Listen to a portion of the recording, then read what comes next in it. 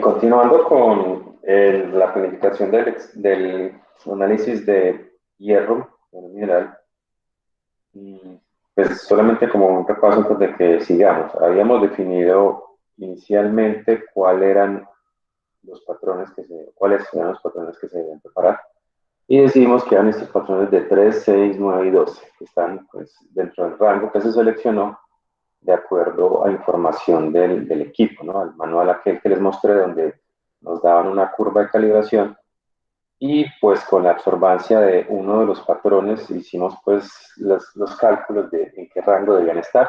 Seleccionamos que 12 iba a ser el más concentrado y pues los otros de ahí hacia abajo. Seleccionamos 4, pues hicimos una breve discusión que podían ser más, pero bueno, para este caso fueron 4. También con la muestra decidimos medir una cantidad de muestra de 1 gramo y aquí supusimos que el porcentaje de hierro en ese mineral era más o menos del 10%, ¿no? También con información teórica de el tipo de muestra que íbamos a analizar, que en este caso pues era una bauxita y pues el rango cambia dependiendo como de la zona y también del tipo de bauxita. Entonces, la que vamos a analizar, pues, supusimos que tenía 10, podía ser más o podía ser menos. Y pues basado en eso, también planificamos unas diluciones. Entonces al final se decidieron estas 3 diluciones, medir de la solución que teóricamente quedaba de 1000 partes por millón al evaporarla a un volumen creo que fue de 100. ¿Sí? Luego se hacía una dilución intermedia para que quedara más o menos de 100 y de esa se hicieron 3 diluciones, ¿no? La midiendo 15 hasta 250 que en teoría nos da un valor como de 6 que es como la mitad de la curva de calibración. Una dilución menor, midiendo un volumen mayor de 30 hasta 1950 y otra midiendo menos. En caso pues de que las concentraciones estén por encima de lo que calculamos que era 10 o por debajo, ¿no? Entonces tenemos otra parte de diluciones. El siguiente paso sería pues preparar las soluciones y hacer el tratamiento de la muestra. Todo eso pues después de la planeación. Y ahora pues entonces estaríamos al tercer paso, que es la medición instrumental.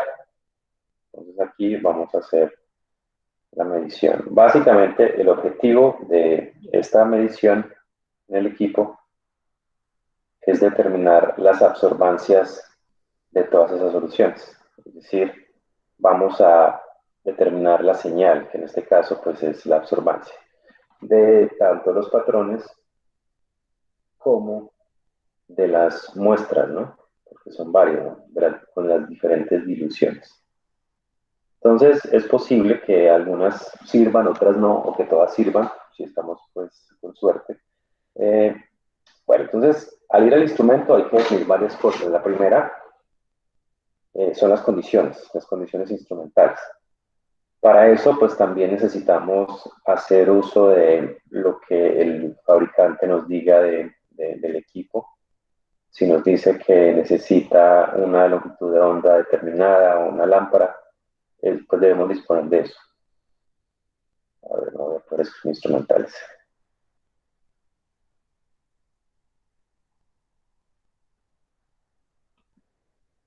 Entonces, lo primero hay que determinar a qué longitud de onda se va a hacer el análisis. Normalmente en el equipo, cuando uno selecciona el tipo de elemento, el equipo carga automáticamente esas condiciones, como por ejemplo, qué longitud de onda es la que vamos a usar, el ancho de banda, ¿sí? Esto se conoce como, bueno, el ancho de banda del instrumento, qué tan grande, ¿cierto? Entonces, eso depende de cada elemento. La longitud de banda en la que se trabaja el hierro es diferente a la del calcio, diferente a la del magnesio, y los anchos de banda que los fabricantes sugieren para cada uno de los equipos también puede ser diferente, ¿no? Dependiendo de las interferencias espectrales que se puedan presentar. Voy a mostrarles, creo que ya había cargado esto, lo de, bueno, por llama otra vez, esto también está, este documento ya estaba en la plataforma que usamos para determinar esas diluciones. De nuevo, voy a mostrarles cómo el manual del equipo nos dice todas esas cosas. Entonces aquí están, nos dice la corriente de la lámpara, la longitud de onda, el ancho de banda, es este, el width, es eso, qué tan ancho es, qué tipo de corrección de fondo. Entonces, dentro de lo que habíamos planeado, íbamos a usar la corrección de fondo por autoinversión. Entonces, esos son los parámetros que debemos usar. Otro importante, ¿cuál llama usar? Entonces, esta llama básicamente va a ser aire acetileno. Sí, aquí nos dice que utilice aire y nos da una guía de qué flujo utilizar. Entonces, esos instrumentos de absorción atómica tienen como primer paso seleccionar el elemento dentro del software y el software se encarga de todos estos parámetros cargarlos en el instrumento. Entonces, no tenemos que preocuparnos después porque eso sea de esa forma. Entonces, estas son como las condiciones instrumentales de partida, ¿no? Porque recuerden que hay unas que hay que determinar cuando se está en el acondicionamiento del instrumento. Digamos que los pasos que se van a cumplir en el equipo, primero, tenemos que cerciorarnos de que la zona neumática esté adecuada, ¿no? Entonces hay que ir a la zona neumática, que es donde están todos los gases, y pues mirar niveles, por ejemplo, qué tan lleno está el cilindro. Esto se hace con la presión, así como les mostré en cromatografía de gases, los cilindros para suministro de gases para fusión atómica tienen sistemas neumáticos similares, es decir, tienen una válvula en el cilindro, tienen un regulador para que el flujo, la presión no dependa de qué estado de llenado tenga el cilindro, y tienen dos manómetros, un manómetro para determinar la presión interna del cilindro, que eso nos da una idea de qué tanto el gas se encuentra en ese momento en el cilindro. Y otro manómetro para medir la presión de salida. Entonces hay que mirar la presión interna o la presión de llenado. También hay que ajustar la presión de salida. Eso también nos lo dice el fabricante del instrumento. Por ejemplo, él dice, para hacer un análisis normal, la presión de salida debe ser de 20 psi o 14 psi. Entonces hay que ajustar ese valor. El problema es que mientras la llama no esté encendida, es difícil ajustar eso porque no hay consumo de gas. Entonces, sí es posible verificar la presión de llenado del instrumento, pero si se trata de ajustar la presión de salida, esa solamente se va a ver real cuando la llama se encienda, o sea, cuando se esté gastando gas del cilindro. Cuando se está gastando gas, entonces ahí sí uno se da cuenta cuál es la presión de salida y se puede modificar una válvula para ajustar la presión al valor deseado, porque pues eso lo determina el fabricante. Necesito 20 PSI para poder ajustar los flujos que en el software se definen. Entonces, la primera parte es verificar la zona neumática, el llenado, la presión de cada cilindro, ¿no? Porque aquí tenemos tanto del aire como del acetileno. Es común que el acetileno sí se encuentre en un cilindro, pero el aire normalmente se suministra con un compresor. A diferencia de cromatografía de gases, en que, por ejemplo, necesitábamos oxígeno o nitrógeno y había que disponer de un cilindro que tuviera esos dos separados, ¿cierto? Aquí, pues, el aire no tiene que ser puro. Entonces, podemos usar un compresor simplemente para que bombee o para que mande el aire atmosférico al sistema neumático. Entonces, se usa un compresor y ese compresor, pues, puede estar después del compresor pueden haber algunos sistemas para limpiar el aire. Por ejemplo, normalmente se dispone de una trampa de aceite. La trampa de aceite es porque pues, el compresor es una pieza mecánica y tiene partes en movimiento que se lubrican. Ese aceite lubricante podría pasar al flujo de aire, pues no es bueno que nos vaya a llegar a la llama. Entonces, normalmente después del compresor hay una trampa de aceite para pues remover ese aceite del flujo de aire. Y lo mismo, también hay una trampa de humedad. La idea pues es que el aire no tenga una humedad demasiado alta. Las trampas de aceite y de humedad son muy parecidas, son unos pequeños compartimentos que hay en la línea del compresor, en donde se puede ver a través de... El recipiente colector es pequeñito, digamos que esta es la línea de entrada, ahí está la de salida, Entonces esas trampas son unos pequeños recipientes transparentes para ver el nivel, y aquí tenemos un sistema pues por donde se puede purgar, y se puede purgar el sistema. Entonces aquí hay una válvula en la parte superior, algo como esto, y aquí viene el aire. Puede ser que aquí haya un filtro y aquí saldría el aire. Entonces aquí se atrapa ya sea el agua o el aceite, ¿no? Son muy parecidos, ¿no? El del aceite está primero y luego el del agua. Entonces el propósito de esto es remover ya sea el aceite o el agua que pueda venir del aire que se está bombeando al sistema. Entonces es una trampa para eso. Entonces el aire normal se usa en absorción atómica, porque pues es poco común que nuestro aire tenga contaminación de hierro, por ejemplo, ¿no? Mientras que, por ejemplo, en cromatografía de gases sí necesitamos cosas libres de dióxido de carbono, por ejemplo, o, por ejemplo, humo que puede haber, vapores en el laboratorio, ese tipo de cosas. Y la pureza pues, del nitrógeno debería ser elevada. Aquí lo que necesitamos es aire para producir la llama. Entonces, el aire atmosférico se puede usar. Cuando ya se ha registrado pues, la zona neumática, la siguiente parte o el siguiente punto en el proceso es hacer el ajuste del sistema óptico y principalmente de la lámpara. Los equipos de absorción atómica tienen posiciones para colocar, bueno, la mayoría, desde una hasta tal vez 8 lámparas simultáneamente. Es decir, tienen, por ejemplo, los más comunes tienen un tambor y las lámparas se les colocan como en puntos. La lámpara estaría puesta, esto es solamente para la base. Recuerden que la lámpara es como así, lámpara de cátodo, y aquí está la base. Entonces, esto se coloca ahí. Y estos portalámparas pueden venir para varias lámparas, pero únicamente hay una posición de lectura. Es decir, el equipo solo puede colocar una lámpara para que el haz vaya a través de todo el sistema óptico en una sola posición. Se pueden colocar varias lámparas al tiempo, pero solamente una está en uso a la vez. El propósito pues, de colocar varias de estas lámparas al tiempo es que podemos determinar, por ejemplo, si vamos a hacer un análisis después de este de hierro, otro con la misma muestra, es posible encender varias lámparas al tiempo para que se vayan calentando.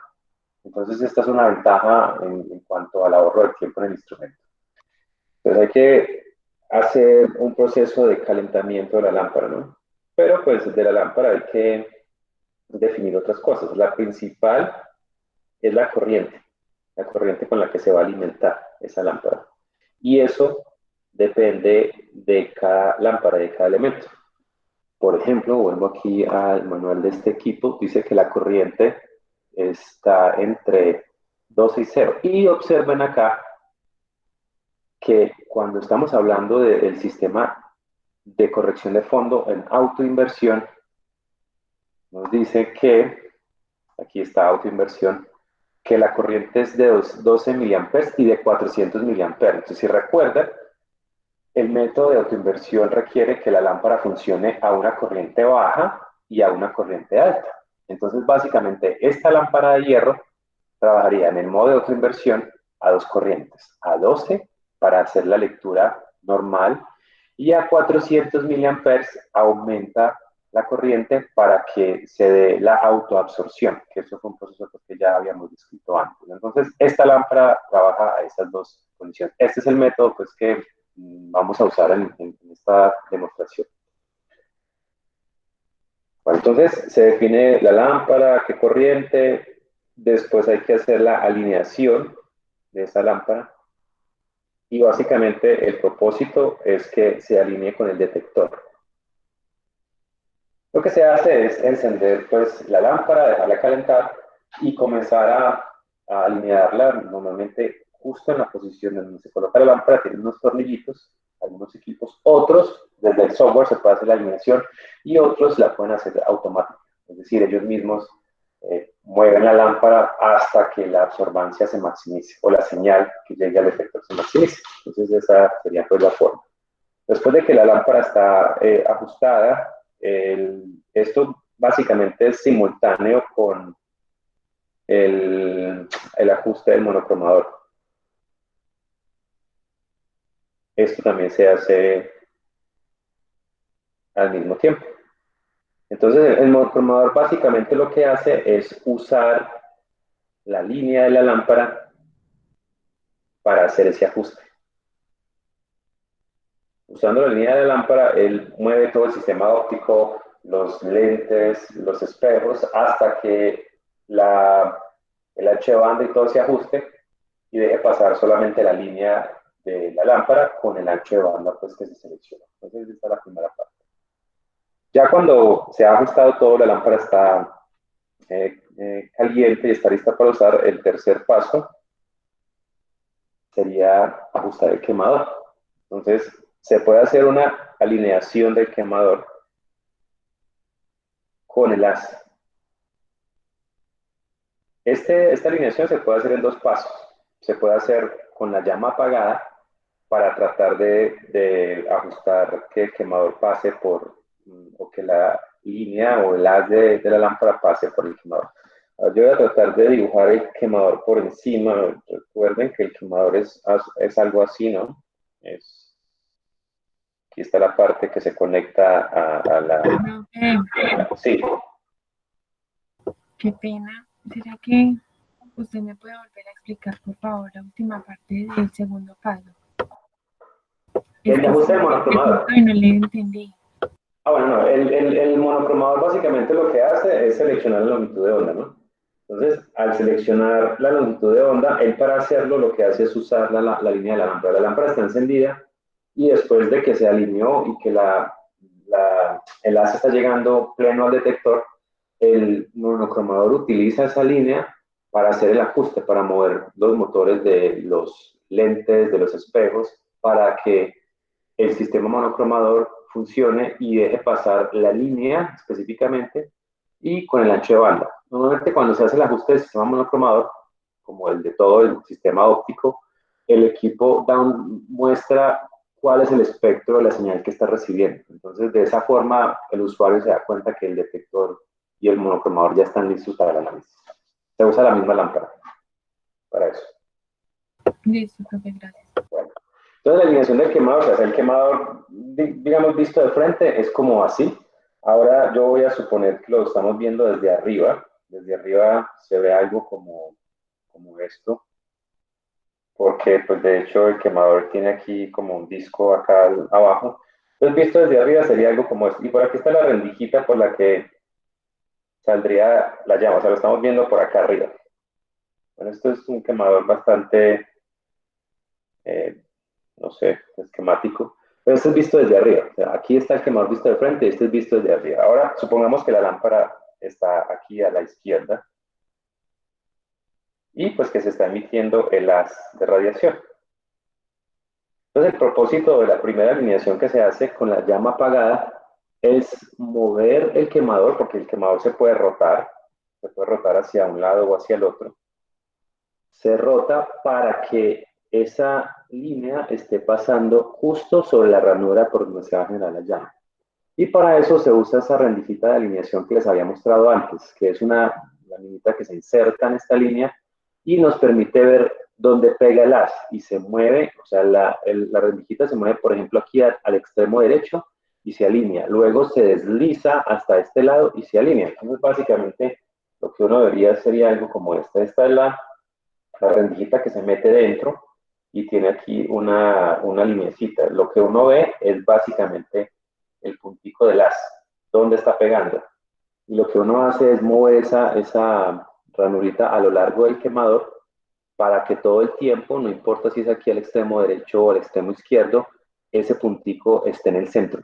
Si hace falta alineación, pues simplemente se rota el quemador para que ese haz pase todo el tiempo sobre la ranura, porque por ahí es donde van a estar los átomos de los elementos. La otra parte del quemador se hace con la llama encendida y es determinar la altura.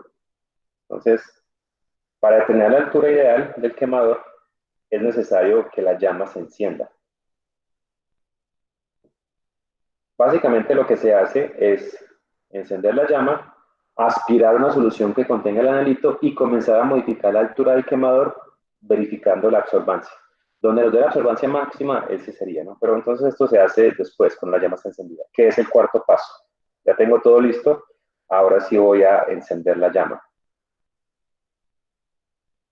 El equipo solamente deja esto si está el quemador correcto.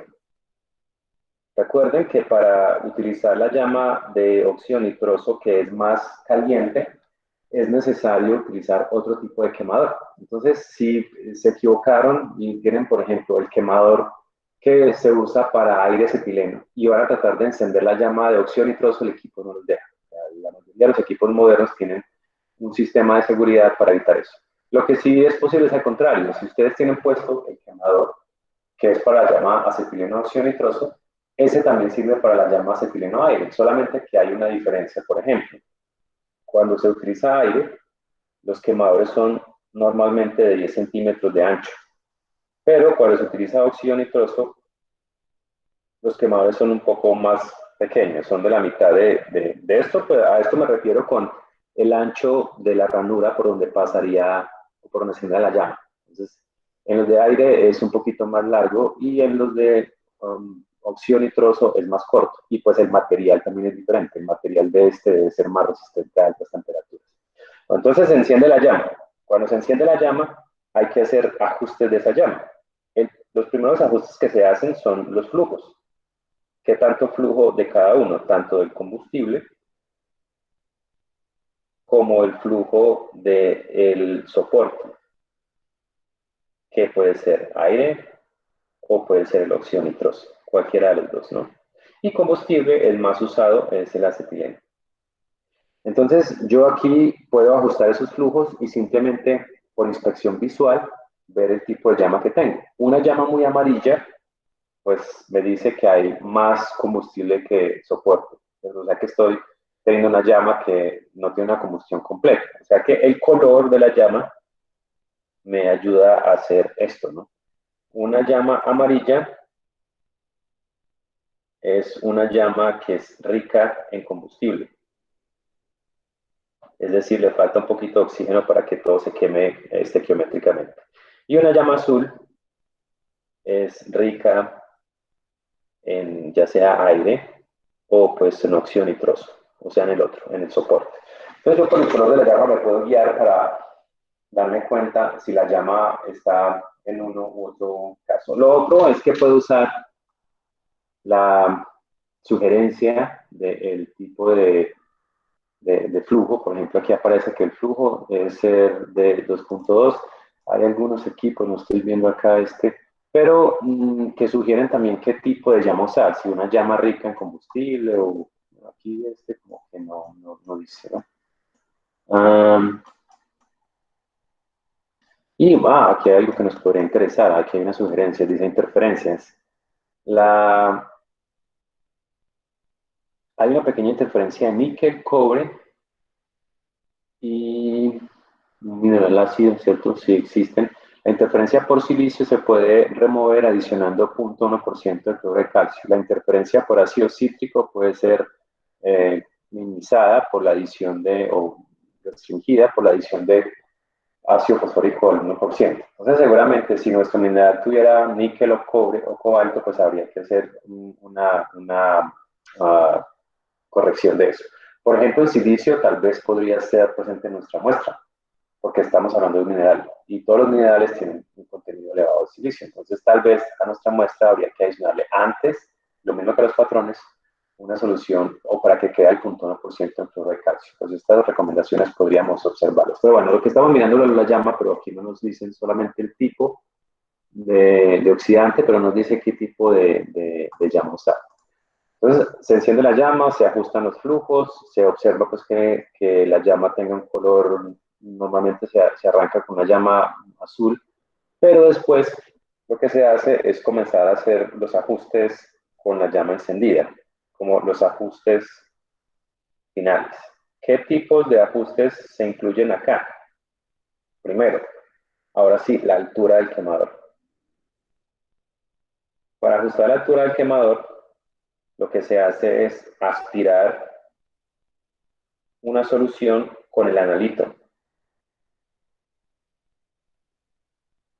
Y lo que se hace es monitorear la absorbancia. Se cambia la altura del quemador, también se puede hacer desde el software o algunos quemadores que tienen tornillitos para hacerlo manualmente. Uno va mirando la absorbancia y va cambiando la altura del quemador. Por ejemplo, va subiendo el quemador y si llega un punto en que la absorbancia era buena, aumentó, pero luego comenzó a disminuir, entonces nos devolvemos. O sea, esto se hace allá empíricamente en el equipo. Con la llama encendida, comienzo a mover la altura del quemador hasta que tenga la absorbancia máxima. Y esa, pues, es la altura óptima para el análisis, porque ahí es donde estarán la mayor cantidad de átomos en estado fundamental y gaseoso. También se modifican los flujos de los gases, también con este objetivo. Yo puedo modificar el flujo del gas hasta que tenga la absorbancia máxima. Cuando ya haya hecho todos estos ajustes finales, determiné la lámpara está encendida, ya pues viene la medición. Sexto paso es hacer las mediciones. Lo que se hace normalmente es primero pasar la solución del blanco. Algunos equipos tienen para que cuando se esté se esté aspirando el blanco, se pueda hacer el ajuste del cero. Es decir, hay un botoncito que ustedes, un icono en el software, en donde cuando se está aspirando la solución del blanco, se da clic y él hace automáticamente que la absorbancia del valor que sea vaya a cero. Es decir, por ejemplo, si está dando una absorbancia, no sé, cuando se da el botoncito del ajuste del cero, pues el resultado en la pantalla ahora es cero. Entonces, es lo que hace el equipo, es esto, es restar o sustraer esa absorbancia de esa solución para que dé cero. Y después se pasan uno a uno los estándares o los patrones, ¿no? Normalmente, digamos, para evitar contaminación, porque cuando se está aspirando, todo el sistema está lleno, todo el nebulizador de la solución actual que se está aspirando. Entonces, cuando se remueve, se va a una siguiente solución. El interior del nebulizador está saturado con la solución que se acaba de medir. Entonces, para que no haya que enjuagar como con agua entre las soluciones que se pasa, normalmente se va del de menor a mayor concentración. Entonces yo comenzaría por el patrón, por ejemplo, en nuestro caso, el de 3 partes por millón. Cuando ya registre la absorbancia, paso el de 6. Cuando ya tenga ese, el de 9 y luego el de 12, de menor a mayor, para evitar pues que haya que enjuagar entre ellos. Ahora, cuando ya voy a pasar a la muestra, hay que enjuagar ese sistema. Normalmente se hace con agua desionizada. Se aspira agua desionizada para lavar pues el interior del nebulizador. Esto pues con el fin de que no me vaya una señal de absorbancia que provenga de la última solución del patrón más concentrada. ¿Sí? Y pues se pasan también las diluciones. Entonces ahora una a una las diluciones. Y de nuevo, entre estas sí hay que hacer lavados o enjuagues. Hay que hacer enjuagues entre cada uno.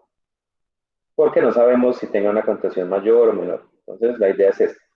Si queremos pues no tener necesidad de hacer el enjuague, podríamos pasar la que está más diluida primero, luego la intermedia y luego la final.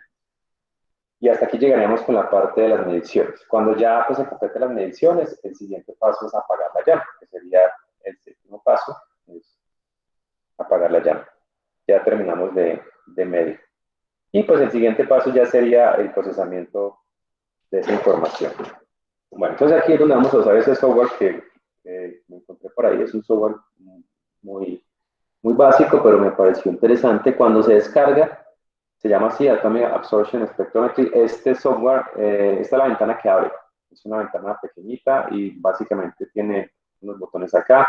El primero es para adicionar un equipo. Este es un equipo de absorción atómica básico. Aquí tenemos la zona donde está la lámpara.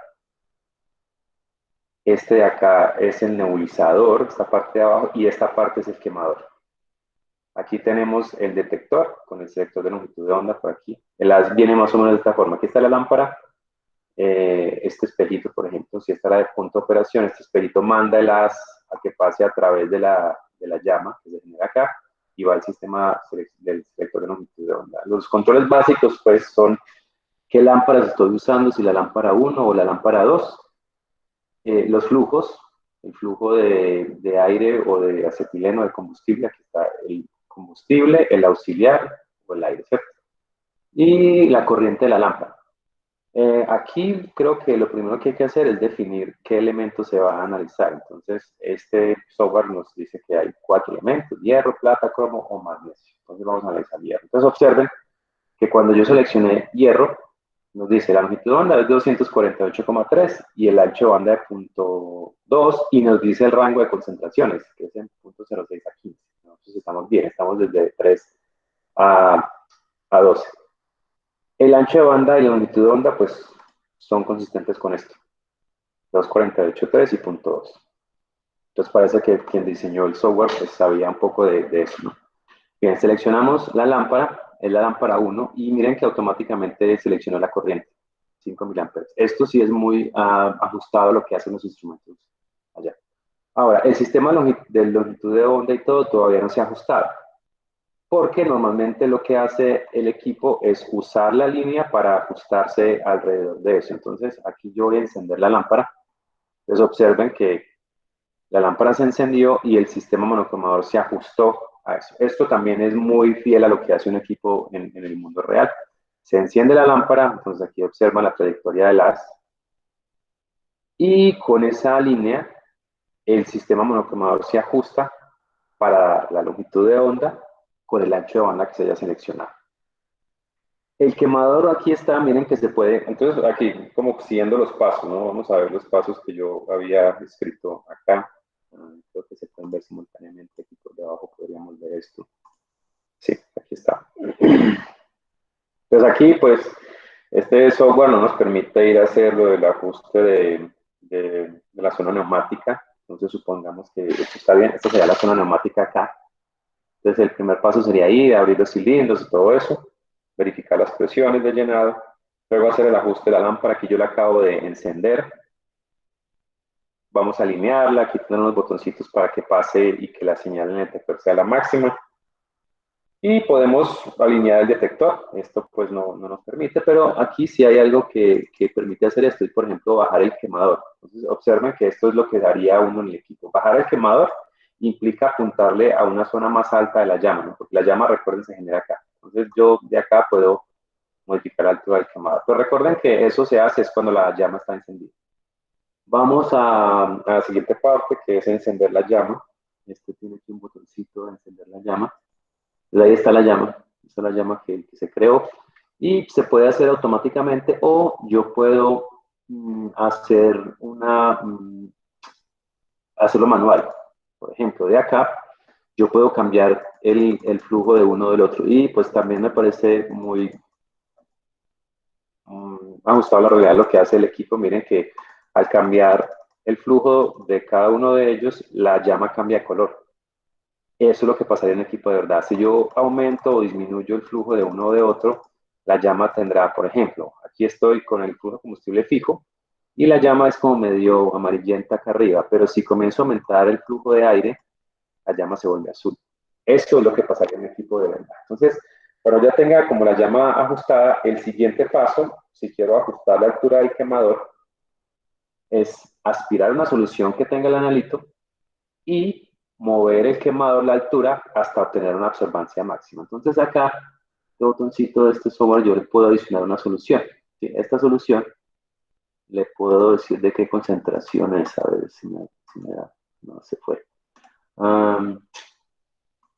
Acá una solución de hierro dice que de 5, listo, vamos a usar esa de 5 solo para hacer el ajuste. Esta solución entonces se aspira, aquí yo la llego, aquí está este capilar que es el que queda dentro de la solución, entonces observen que aquí se está aspirando y me está dando una absorbancia de 0.342, una solución de 5 partes por millón. Entonces, el primer paso sería cambiar la altura del quemador hasta encontrar la máxima absorbancia. O también de acá. Bueno, este software no hace eso, no cambia la absorbancia con la altura del quemador, pero en el mundo real sí. En un equipo real, cuando yo cambie la altura del quemador, moviendo hacia arriba o hacia abajo todo el quemador, la absorbancia aquí cambiaría. Entonces yo simplemente me detendría en el punto donde me dé la máxima absorbancia. Eso es para ajustar la altura del quemador. Ahora puedo hacer lo mismo con los flujos. Por ejemplo, voy a disminuir el flujo de combustible y voy a ver que la absorbancia sí cambia. Si ven que comenzó a disminuir la absorbancia, está en 0.342, está. Entonces parece ser que estoy con necesito un flujo más alto, o puedo modificar el flujo de aire. Entonces miren que estoy aumentando el aire y la absorbancia está disminuyendo. Entonces estoy en la dirección incorrecta. Entonces ahora comienzo a disminuirlo. Y todo esto se hace con base en la absorbancia. Debo encontrar el punto donde la absorbancia sea la más grande. Hasta ahora era 0.342. Voy a disminuir el flujo de este. No, entonces me devuelvo, ¿no? Parece ser que esa es la absorbancia máxima. Voy a tratar, por ejemplo, de subir un poco el flujo de combustible. No, 0.3, me devuelvo. 0.342, me devuelvo un poquito y bajo. Entonces, parece ser que ese es el punto óptimo. Entonces, aquí ya he optimizado los parámetros, ¿cuáles? La alineación de la lámpara, la altura del quemador y los flujos de combustibles. Todo esto se hace con base en la absorbancia, la que me produzca la máxima absorbancia. Entonces, ahora sí vengo a hacer las mediciones. Lo primero es hacer el ajuste de blanco. Entonces, voy a adicionar una solución acá que sea mi blanco.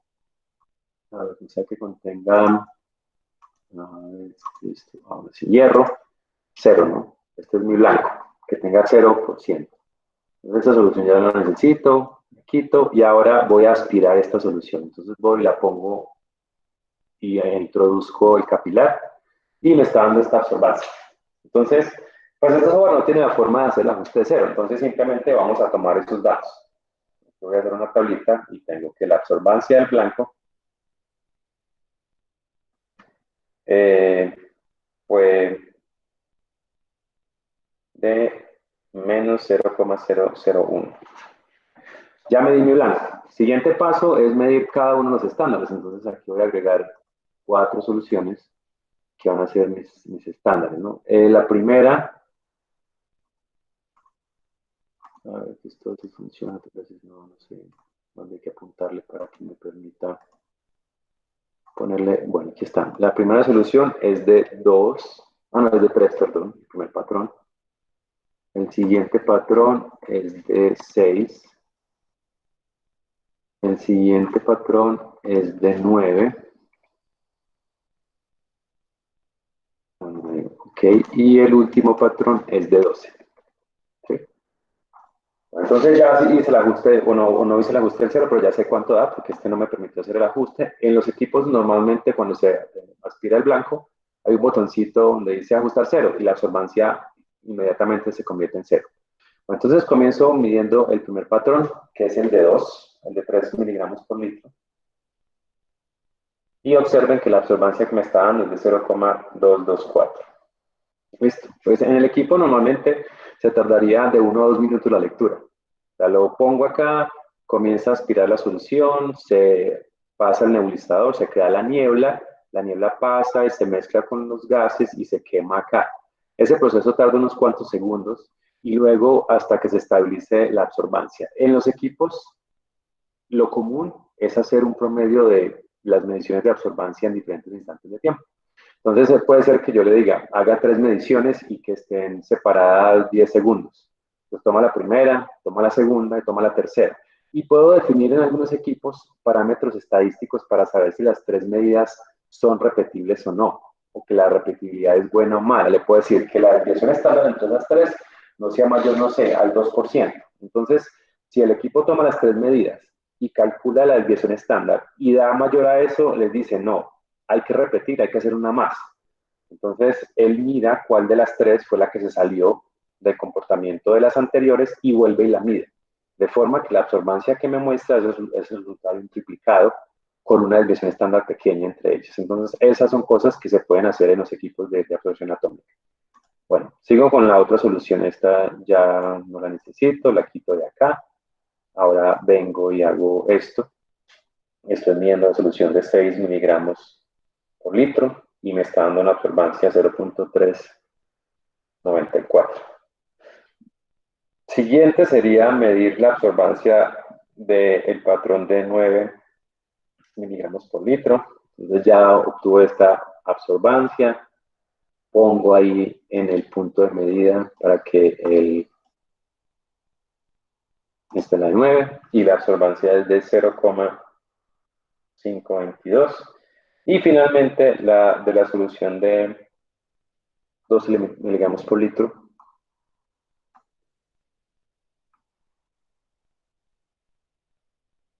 Y la de 12 me está dando una absorbancia de 0,619. Entonces, con esto ya tendría para la curva de calibración. El siguiente paso sería medir las muestras, ¿no? Digamos la dilución 1, que en este caso es la más pequeña, la dilución 2 y la dilución 3. Entonces sería lo mismo, tener aquí las soluciones con los estándares, perdón, las muestras, las 3 diluciones, y pasarlas una a una por el equipo y medir las absorbancias. Pasar la primera solución, la segunda, la tercera.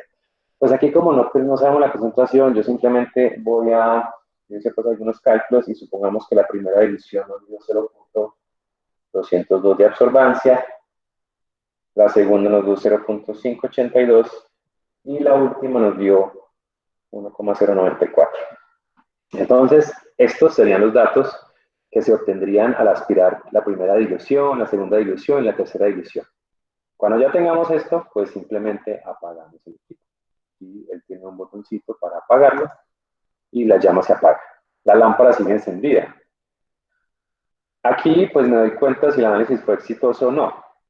Miro que las absorbancias estén más o menos del rango que habíamos decidido. Recuerdan que dijimos que eran como entre 0.2 y 0.8 de absorbancia, idealmente, ¿no? Y pues estas lo están.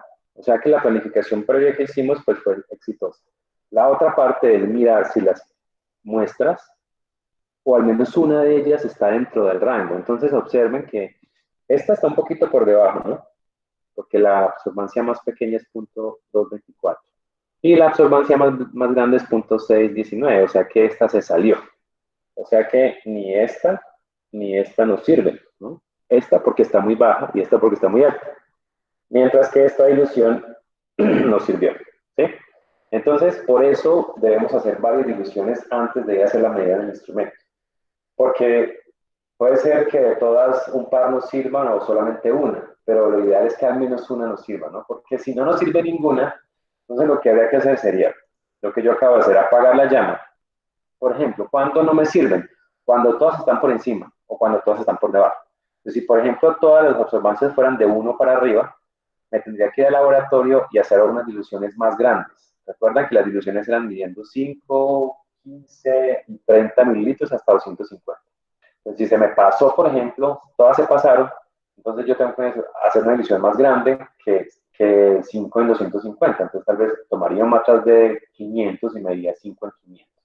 O tal vez eso me llevaría a hacer una dilución sucesiva para lograr que cuando venga acá ya no se me salgan en la curva de calibración. Entonces, aunque digamos que fue una pérdida de tiempo, los valores de esas absorbancias me sirven como referencia para ir y planear la siguiente dilución. Pero entonces, ¿cuál es el problema de no haberle dado a la dilución que era en el primer intento? Que ahora tengo que volver a hacer todo esto. Porque estos valores solamente son válidos para ese instante en que el equipo estuvo encendido. Así yo no mueva el quemador ni la lámpara y vuelva a encender el equipo, las absorbancias no van a ser las mismas. Yo no sé si este software es capaz de simular eso, pero un equipo real hace eso, porque hay diferencias en el flujo, bueno, hay varias cosas que pueden hacer que la absorbancia no sea exactamente la misma. Entonces, por eso lo ideal es que cuando pasemos todos los patrones, la muestra nos sirva. ¿Qué preguntas tienen hasta aquí sobre la parte de la medición?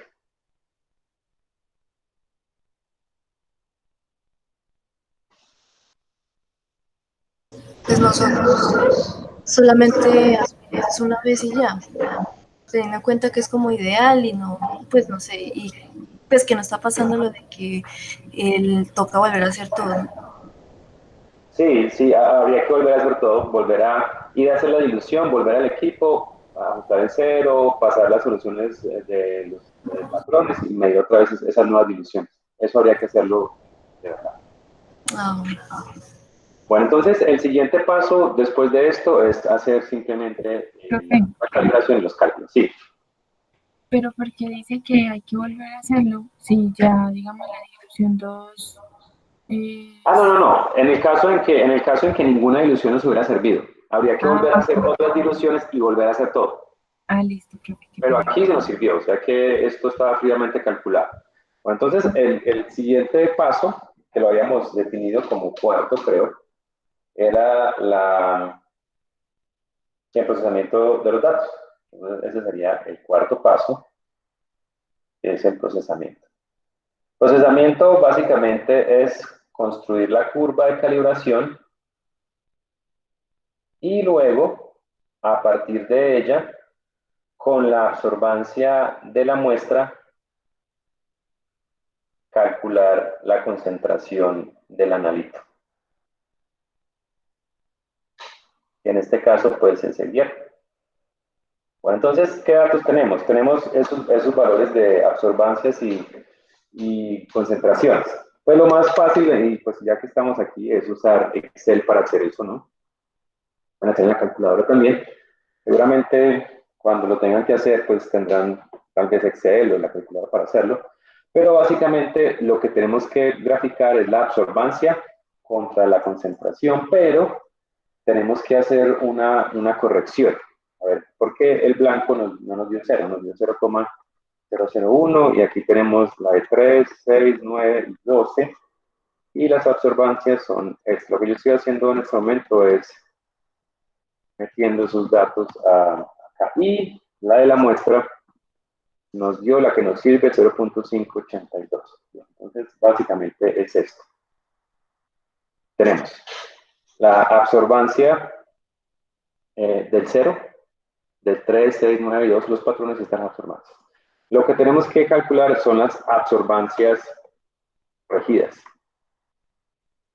Esas absorbancias corregidas son básicamente cada una de ellas menos la absorbancia que dio el blanco, que es esta. Entonces yo voy a tener, a cada una le voy a restar la absorbancia y también a la muestra, ¿no? Esto no es necesario si el equipo tiene un botoncito de ajuste del cero, porque cuando yo ya le dé el ajuste del cero, con eso es suficiente para que todas estas absorbancias estén corregidas, entonces no habría que hacerlo. Entonces tenemos acá, las absorbancias corregidas son estas, tanto de los estándares como de la muestra, y el siguiente paso pues es obtener la curva de calibración.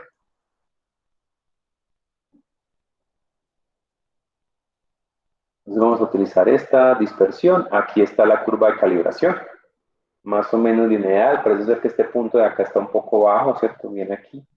Lo que hacemos entonces ahora es agregar la línea de tendencia, que es lineal, y vamos a mostrar la ecuación y el valor del coeficiente de correlación.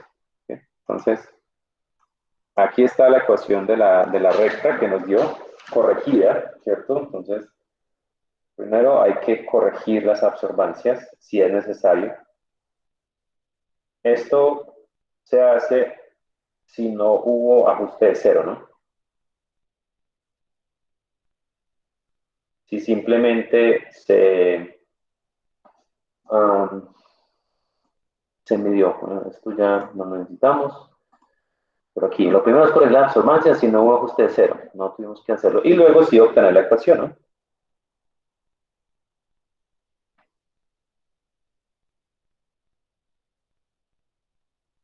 La ecuación nos dio en nuestro caso, aquí la voy a copiar, que fue y igual 0,0438x más 0,1125. Bueno, normalmente los interceptos que dan deben ser muy cercanos a cero. Cuando hay, por ejemplo, un error como este, para mí es un error que la absorbancia del intercepto sea tan alta, es decir, el cruce está por acá arriba, eso normalmente es porque no hubo un ajuste de cero adecuado. ¿Cuándo no hay un ajuste de cero adecuado? No es porque no se midió bien en el instrumento. Los principales problemas cuando hay ajustes o hay offsets o puntos en el que el intercepto es muy lejano de cero, son porque el blanco no estaba reproduciendo adecuadamente la matriz de la muestra. Entonces, estos valores aquí lo voy a escribir para que quede, cuando esto es no cercano a cero, y ese de hecho no lo es debido a problemas del blanco.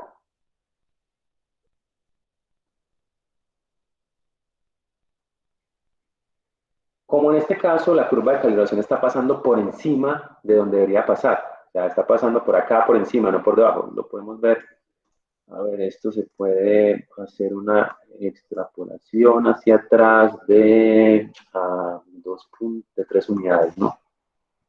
Que es lo que necesitamos. Listo. Entonces ahí estoy viendo que está cruzando por acá, por un valor que no es cero. Significa que toda la curva está levantada. Si a cada una de estas absorbancias le hubiéramos restado este valor que es como 0.11, pues toda la curva se bajaría y pasaría por cero. O sea, sería una recta paralela a esta, pero pasando por cero. Cuando no se hace el ajuste de cero adecuadamente es porque el blanco, por ejemplo, si tenemos una solución como las que teníamos para medir, que eran una sal disuelta en agua destilada con ácido nítrico, pues digamos que el blanco de los patrones podría ser esa solución. Pero, por ejemplo, en la muestra, el blanco puede ser otra cosa, ¿no? Porque recuerden que la muestra tiene más cosas diferentes a las que tienen los blancos. Entonces, hay que tratar de reproducir la matriz. Hay que reproducir la matriz en los blancos. A ver, la matriz. Reproducir la matriz. Esos problemas de ajuste se mejoran si se reproduce bien la matriz de la muestra. Entonces, bueno, trabajemos con esto. Ya tenemos la ecuación, ahora vamos a calcular la concentración del hierro en el mineral. Tenemos que la absorbancia de la muestra, también corregida, nos dio, a ver, vuelvo acá, 0,583. 0,583. Pues con ese valor calculamos la concentración de hierro, ¿no? En la muestra. Entonces sería, recuerden, 0,583 menos el intercepto, que es 0,1125, dividido la pendiente, que es 0,0438. Y eso nos da la concentración en la solución diluida, ¿no? A ver, ¿cuánto sería eso? 0,583 menos 0,1125 dividido 0,0438. Entonces, esto nos dice que la concentración de la muestra es de 10,742 miligramos de hierro por litro. Pero recuerden que esta es una concentración de una solución que se preparó por una dilución, ¿no? Esa dilución de la muestra fue, recuerden, se tomó 1 gramo de muestra. Ese gramo de muestra se llevó a 100 mililitros. Luego de ahí se midieron 10 mililitros y se llevaron hasta 100. Luego de ahí se llevaron hasta 15 mililitros, hasta 250 mililitros, y esta fue la que dio esa concentración. Porque esta fue la dilución que nos sirvió, la intermedia, que fue la de 5. Entonces, con estos datos, debemos ser capaces de calcular el porcentaje de hierro. Entonces, si esta es la solución, la concentración acá, es posible calcular la concentración acá, ¿no? La concentración ahí sería 10,742 por el factor de dilución, que fue 250 sobre 15. Esa sería la concentración de la solución anterior. 10,742 por 250 dividido 15. Eso nos da 179,033 miligramos por litro. Ahora, también podemos calcular cuál era la concentración acá. Esa concentración ahí sería 169,3 miligramos por litro por el factor de dilución, que sería 100 sobre 10. Recuerden que el factor de dilución siempre es el volumen final sobre el volumen inicial. eso es 10 veces, eso significa que esta solución era de 1790,3 miligramos de hierro por litro. Esta es la concentración en la solución en esta, o sea, en el matraz de 100 mililitros. Entonces ahora puedo calcular la masa de hierro en los 100 mililitros. Lo que hago es tomar esa concentración y multiplicar por el volumen, ¿no? Que era 0,1 litro, ¿no? Estos son los 100 mililitros. Y esto me da que la cantidad era de 179,03 miligramos de hierro. Y esos miligramos de hierro estaban contenidos en la masa de muestra que se midió, que fue de 1 gramo. Entonces el porcentaje de hierro sería esto, en miligramos, dividido la masa de muestra, que es 1 gramo, que son 1000 miligramos, o sea, el 1 gramo de muestra que hemos tomado, y por 100. Esto nos dará 17,908 gramos de hierro por cada 100 gramos de mineral. Entonces, ahí está cómo usamos, aquí está, la absorbancia corregida de la muestra. Con eso y la curva de calibración determinamos la concentración de esa solución diluida. Siguiendo el camino de las diluciones, podemos llegar hasta calcular la concentración en la solución original. Podría haber sido simplemente directamente 10,742 por 250 sobre 15 y por 100 sobre 10. Y esta es la concentración de la solución en el matraz de 100, que fue donde aforamos. Por eso la necesidad de aforar en este paso, porque aquí necesitamos ese volumen. Al multiplicar esa concentración por ese volumen, tenemos cuánta masa del analito, en este caso hierro, había en todo ese matraz. Y en ese mismo matraz había 1 gramo de muestra, que fue lo que se midió originalmente. Seguramente no será 1 gramo, será 1.0, lo que sea, que ustedes pensaron. Y acá el porcentaje de hierro en ese mineral es del 27,9%. ¿Sí? Entonces, de esta forma es que se lleva a cabo un análisis cuantitativo en la solución atómica. Yo diría que la mayor parte es antes de hacer la medición instrumental, que implica hacer la planeación de los patrones, dentro de qué rango van a quedar, luego planear la dilución de la muestra, y luego ir al laboratorio, preparar los patrones, tratar la muestra, tener las soluciones e ir al equipo. Entonces, la parte que consume más tiempo es la preparación de la muestra y de los patrones. La medida instrumental se hace tal vez de, a ver, esto eran un blanco, 4 soluciones y 3 más, son 8 soluciones, eso puede tardar 35 minutos tal vez, no más de eso. Más pues el tiempo de ajustar el equipo, y digamos que 1 hora en total. Entonces, la parte más larga es la preparación de la muestra. Entonces, con esto terminaríamos la parte de la aplicación. La próxima clase el lunes vamos a hacer algunos ejercicios numéricos de cosas como estas, pero este es el proceso que se lleva a cabo. En un ratico yo voy a publicarles un video, creo que es como de unos 25 minutos o media hora, de un análisis en un equipo real.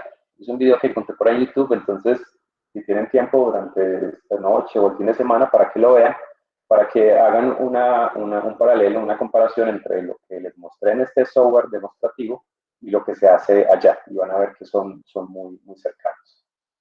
¿Qué preguntas tienen antes de que terminemos? Profe, entonces en este informe, aparte de esto, le adicionamos algo como de la muestra que uno escogió, o la que usted nos pone, la aleación, como algo más teórico, o solamente esto. No, ustedes tienen que hacer, primero, cuando yo les asigne qué muestra y qué analito, tienen que buscar cómo tratarla, tienen que mirar de qué prepararían los patrones. Bueno, yo cuando llegue el momento les hablaría de eso, pero sería más bien el lunes.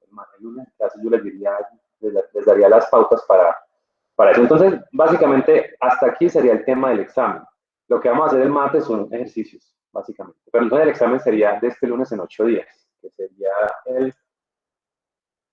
este lunes es 11, el 18 de mayo haríamos el examen. Ah, bueno, perfecto. ¿Listo? Entonces nos veríamos, el lunes hablamos, hacemos algunos ejercicios y ya hablamos más detalles sobre lo del examen y también sobre el informe o sobre la práctica que ustedes prepararían, porque aún no sé si nos van a autorizar lo de laboratorios y todo eso. Si es así, pues habría que esperar y pues no asignaríamos nada de esto hasta que no pase. Entonces, estamos pendientes de eso. Listo, pues. Bueno, entonces que tengan un feliz día y estamos en contacto. Vale, gracias. Gracias. Bueno, con gusto.